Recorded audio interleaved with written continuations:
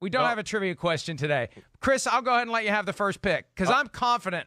I'm very confident in my – I want to run here. I beat you barely on Monday, destroyed you yesterday. I'm going for 3 in a row. Yeah. So kiss my butt and kiss my butt, okay? You didn't win either day, all right? So here we go. All right.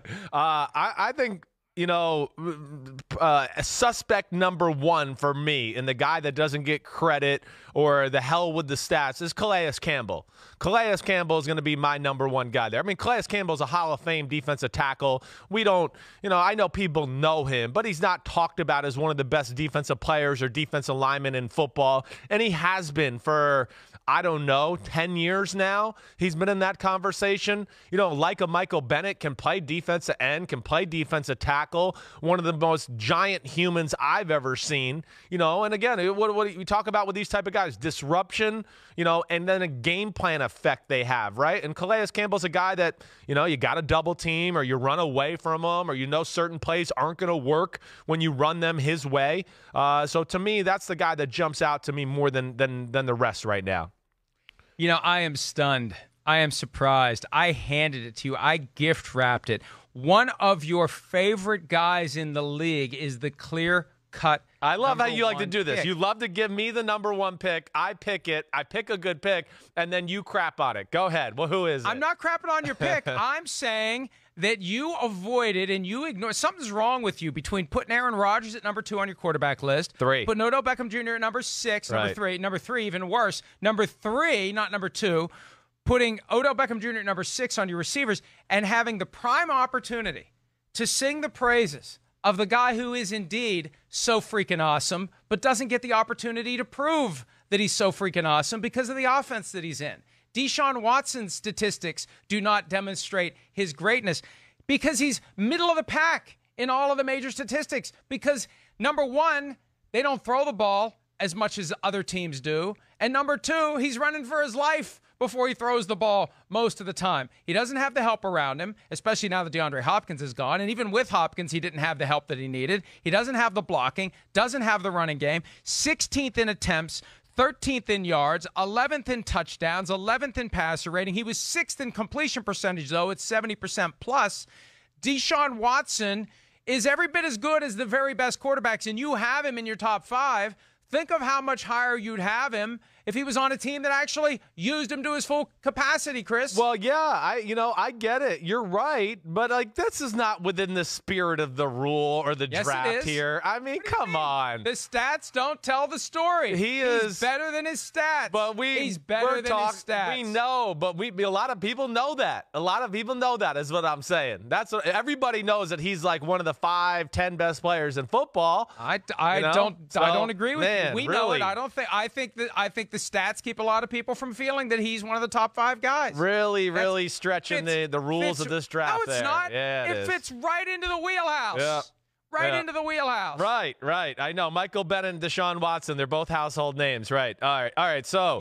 Wait. Was it confined to defensive players? No. Did I miss that text message yesterday? No. All right, then shut up and make your pick. You missed the point of the draft, apparently. That's what happened here. All right. My next guy. I'm going with the Honey Badger in Kansas City. All right. I am. The stats, nothing you're going to see there is going to be like eye-popping. It doesn't matter about that. And then, I don't even know what his PFF grades are and things like that. But the value he has to a football team, first off the field, we heard all that stuff last year, right? He was the leader of the Kansas City Chiefs, like the second week he was there. Then he is like a Swiss Army knife in the things he can do in the secondary, and that's his true value. I mean, he can play linebacker. He can play free safety. He can play corner. He can play nickel corner.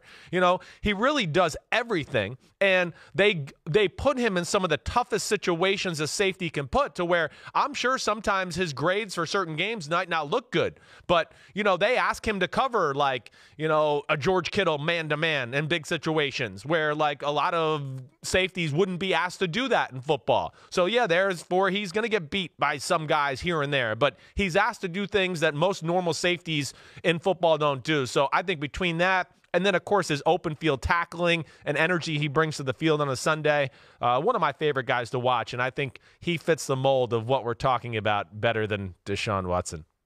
Now, look, I'm not going to crap on that pick because I like Tyrann Mathieu. That's a great pick. You took one of my picks. Good. Maybe I should have just gone ahead. Since you wouldn't have taken Deshaun Watson anyway. No, I wouldn't have. Sandbagged him until round 3. But Tyrann Mathieu, and it is the tangibles and the intangibles, and the fact that he is that weapon that you just put in the defensive secondary and let him do whatever needs to be done.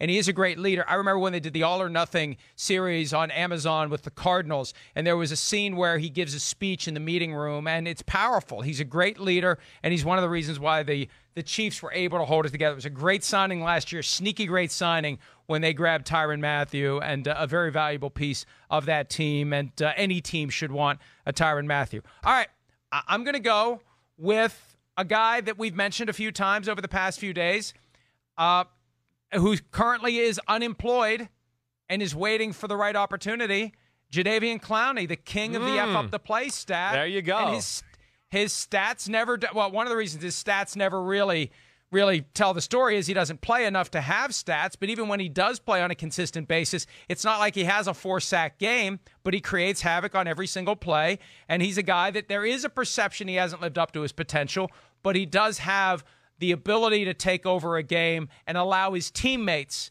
to be the ones to get the tackles and the sacks and the forced fumbles and the interceptions. Yeah, great pick by you. Great pick by you. I mean, yeah, he is.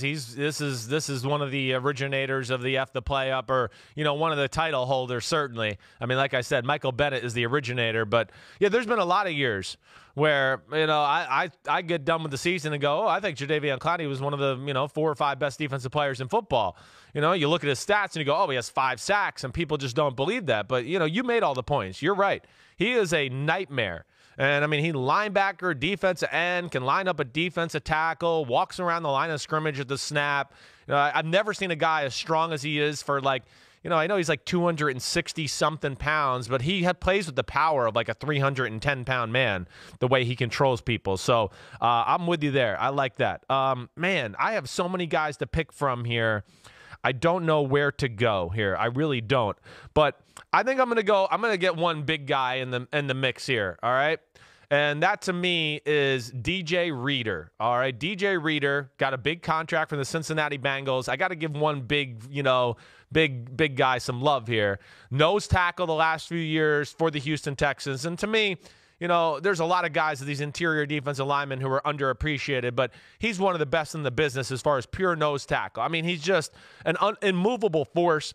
He can take on double teams. I mean, you watch film of him sometimes, and there's 2 or 3 guys on him. He's just raw, and he holds his ground, and you're like, damn, there's like 980 pounds trying to push this guy, and they haven't moved him an inch. So, those guys always are underappreciated. They cause their havoc in their own way, not by busting in through the line of scrimmage, but more of making a mosh pit and not letting an offensive line get any movement that way. They're very undervalued, and that's why he got paid big bucks by the Bengals.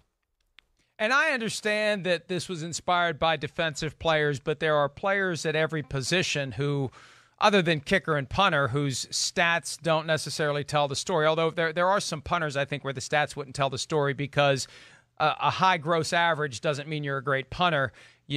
Where you put the ball and how many you put inside the 20. Right. Yeah, your gross average could be not that good if you're punting from the 40 and you're pinning it inside the 5-yard line every time.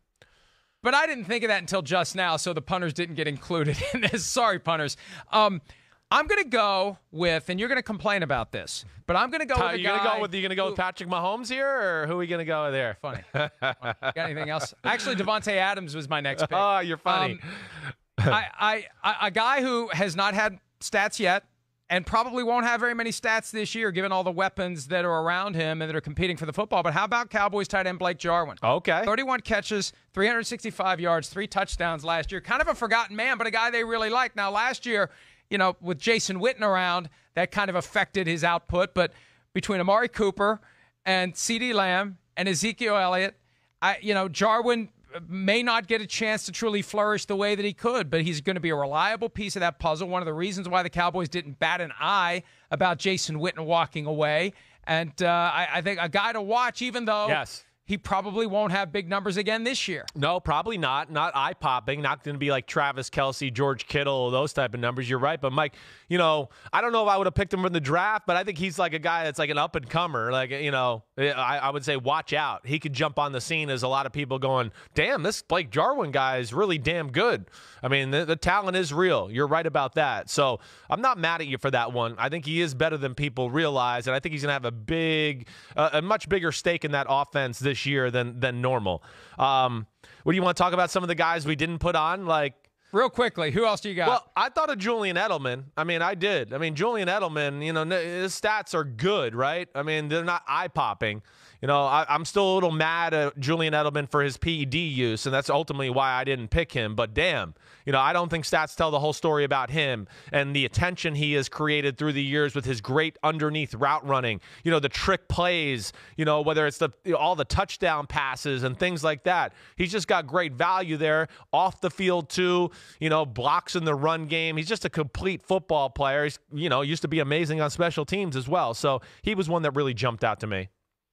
Marvin Jones Jr., the Lions receiver, is a guy I had on the list, 779 receiving yards. That does not tell the story of how good he is. And I had a couple of other defensive players. Vita Vea, the Buccaneers defensive tackle, he had only 3 sacks last season, but a guy who was very disruptive. And Jeffrey Simmons, rookie with the Titans last year. He only played in 9 games, but he was tremendous, but the numbers wouldn't tell you that he was tremendous. The defensive guys get screwed over. They really do a lot of times. But, even Jimmy Ward, the free safety for the San Francisco 49ers, he was on the list for me. Marlon Humphrey, I just don't know if I view Marlon Humphrey as certainly a top 5 corner. I would say he's the second, third best corner in the game. I don't know if he's viewed that way.